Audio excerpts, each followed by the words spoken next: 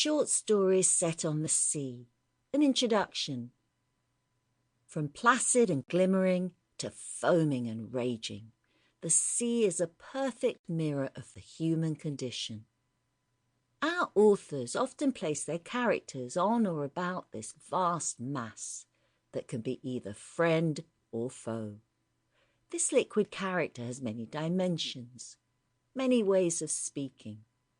Our classic authors, including the likes of Victor Hugo, William Hope Hodgson, Anthony Trollope, W W Jacobs, Guy De Maupassant, show us many facets of this ever-changing persona in these telling stories. The Striped Chest by Arthur Conan Doyle. "What do you make of her, Allardyce?" I asked. My second mate was standing beside me upon the poop, with his short, thick legs astretch, for the gale had left a considerable swell behind it, and our two quarter-boats nearly touched the water with every roll. He steadied his glass against the mizzen-shrouds, and he looked long and hard at this disconsolate stranger every time she came reeling up onto the crest of a roller and hung, balanced for a few seconds, before swooping down upon the other side. She lay so low in the water that I could only catch an occasional glimpse of a pea-green line of bulwark. She was a brig, but her mainmast had been snapped short off some 10 feet above the deck, and no effort seemed to have been made to cut away the wreckage, which floated, sails and yards, like the broken wing of a wounded gull upon the water beside her.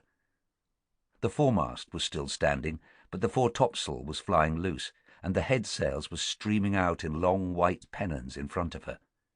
Never have I seen a vessel which appeared to have gone through rougher handling.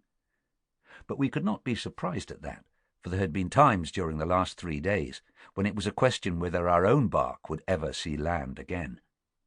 For 36 hours we had kept her nose to it, and if the Mary Sinclair had not been as good a sea-boat as ever left the Clyde, we could not have gone through.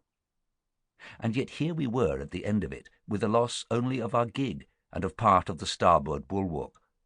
It did not astonish us, however, when the smother had cleared away, to find that others had been less lucky, and that this mutilated brig, staggering about upon a blue sea and under a cloudless sky, had been left, like a blinded man after a lightning flash, to tell of the terror which is past.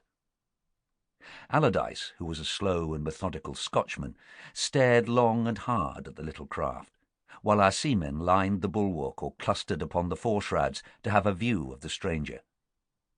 In latitude 20 degrees and longitude 10 degrees, which were about our bearings, one becomes a little curious as to whom one meets, for one has left the main lines of Atlantic commerce to the north. For 10 days we had been sailing over a solitary sea. "She's derelict, I'm thinking," said the second mate.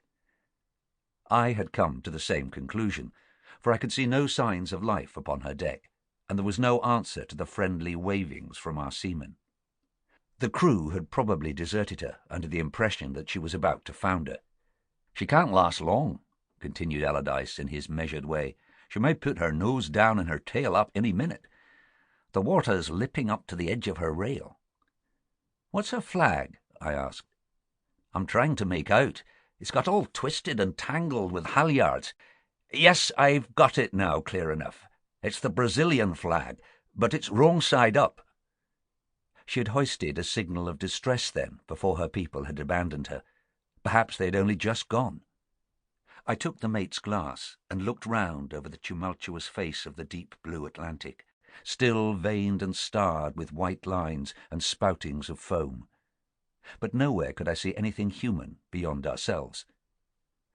"There may be living men aboard," said I.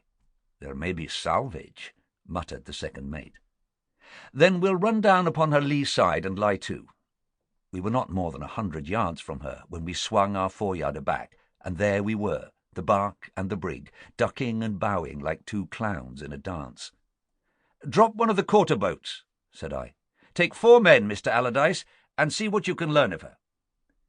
But just at that moment my first officer, Mr. Armstrong, came on deck, for 7 bells had struck, and it was but a few minutes off his watch.